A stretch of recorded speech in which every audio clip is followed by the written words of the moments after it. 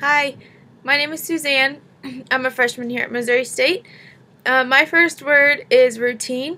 I was born and raised in a Christian home, went to private Lutheran school my whole life, went to church every Sunday, prayed every day in school, was around a lot of Christians.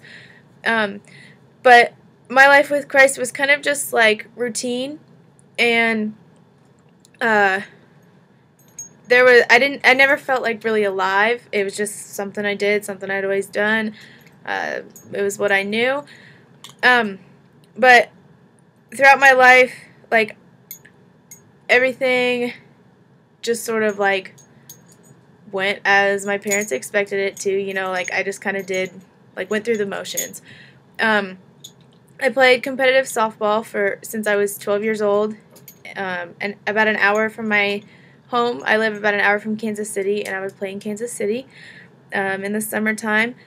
And it's always been my dream to play softball here at Missouri State. And I played every summer and in hopes of getting recruited and coming here. But the summer before senior year, my parents made me quit competitive softball, and that was the most disheartening thing ever because, like, I just had a year left. That's it before college, and like I just knew, like, there it goes. My dream, it's never gonna come true. Nothing's gonna become of that, and I was just really upset. For probably about 3 days, I just stayed in my room, like, away from everyone. I was angry. I just bawled, and like, my parents, we couldn't do it because it was expensive, and I have 2 younger brothers, so it wasn't fair for my parents to spend all that time and money on me. Anyways, senior year went on, and my senior year was really, really rough. I never had a worse school year in my life. School's always been something that's kind of fun for me. I never minded going to school, but senior year was terrible. I was depressed. Things just weren't going the way I'd hoped for them to go. And then, I don't know what my specific turning point was, but throughout spring semester, senior year, things started to turn around, and I read this book called Heaven is for Real. If you haven't read it, you should read it. It's really good.